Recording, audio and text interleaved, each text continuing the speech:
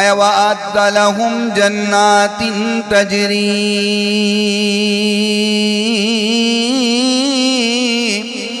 تَحْتَهَا الْأَنْهَارُ خَالِدِينَ فِيهَا أَبَدًا ذَلِكَ الْفَوْزُ الْعَظِيمُ۔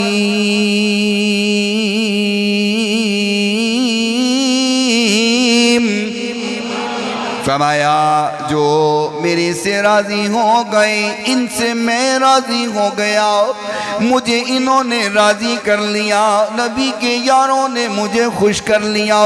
فرمایا میں ان کو راضی ہو کے جنت عطا کروں گا۔ کیسی جنت ہے؟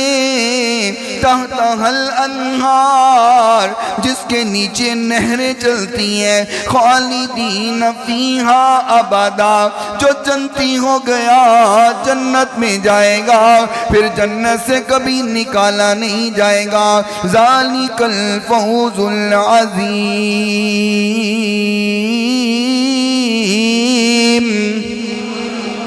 فرمایا سب سے بڑی کامیابی یہی ہے، سب سے بڑی کامرانی یہی ہے، سب سے بڑا تمغہ یہی ہے، سب سے اعلیٰ سرٹیفکیٹ یہی ہے کہ میں ان پر راضی ہو گیا ہوں۔ میرے نبی کے جو یار ہیں میں ان پر راضی ہو گیا، مجھے ان سے کوئی گلہ نہیں، کوئی شکوہ نہیں۔ تو ہم کرنا کی ہے جدو نبی دے یاران دے نال اللہ راضی ہے تے سانو بھی راضی ہو جانا چاہیے۔